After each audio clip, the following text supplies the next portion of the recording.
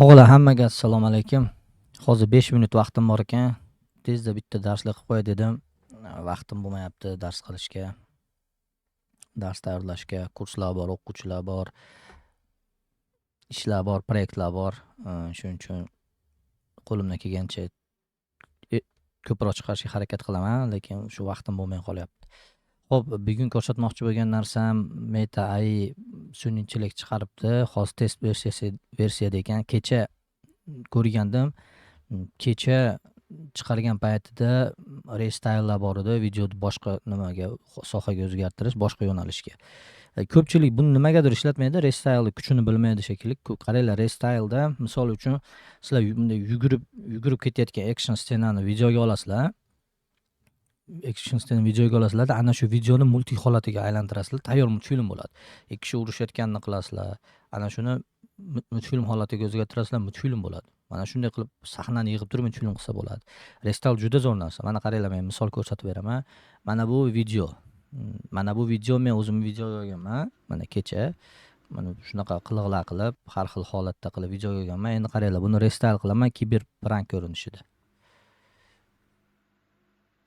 Ko'rdinglarmi? Sirazu hamma yo'q o'zgaradi. Kiberprank ko'rinishida, mana bu o'yin ko'rinishida.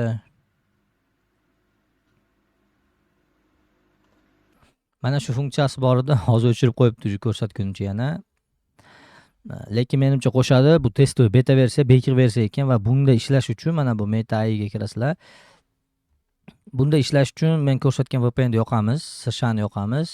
Shunda kiriladi. Mana bu chap tomonda mana bu oynaga bosamiz, yangi yozishmalarga. Va bu yerga shunchaki mana bu tugmani bosamiz. Mana bu tugmani bosamiz. Shunday izobrazение degan yozuv chiqadi, ya'ni mana bu rasm chiqarishni boshladim deb. Mana men yozdim. O'zbek bolasi har doimgidek darsda ko'rayotganimiz o'zbek bolasi 5 yosh, marojniy yeyapti dedim. Mana bola kecha guruhda bittasi so'radi, menga dedi, realniy narsalarni chiqarib beradigan kerak. GPT bilan dedi, Copilot chiqara olmayapti dedi. Copilotni ham ko'rsatgandim. Mana shunda qilsa bo'ladi. Real kadrlarda juda zo'r chiqaradi. Kecha test qilib ko'rganman. Mana multfilm chiqarishlari.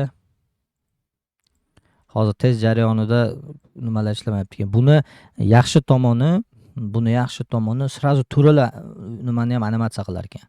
Mana kecha misol uchun 4 ta rasm bo'lsa, animatsiya mana bu yerda mana tugmaga bossanglar, shu to'ralasini bir vaqtda o'zida animatsiya qilib berar ekan. 4 ta animatsiya olasizlar sirazu.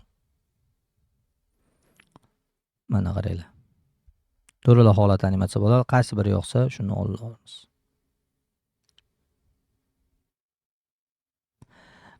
Bu qayerda ishlaydi?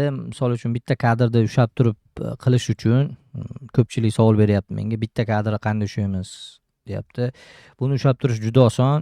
Misol uchun mana bu rasm bo'lsa, mana shu rasmni olib GPT ga tashlab beramiz. Mana shuni promptini oldi, menga maksimalniy holatini chiqarib ber deb GPT ga yozamiz. Va ana shu promptda endi shu bola marojniy yeyapti, shu bola futbol o'ynayapti deymiz. Bolani ko'rinishini eslab qolgan holda mana bu yerga tashlab chiqarsak bo'ladi. Albatta bironta pullik nimada rasmni biriktiradigan joyda qilish shart emas. Mana shu oddiy generatorda qilsa ham bo'ladi. Rasmni GPT ga tashlaymiz, mana shu bolani eslab qol deymiz va shu holatda chiqaramiz. Hozir bu yerda qo'shimcha ko'rsatadigan narsam yo'q o'g'illar. Hozir rasmdan foydalansanglar bo'ladi. Faqat rasm bepul ekan. Menimcha bugun bu ishlab qolsa kerak, chunki kecha ishlayotgan hamma funksiyalari videoni qo'yib sizlarga chiqquncha nasib qilsa hamma funksiyasi ishlaydi.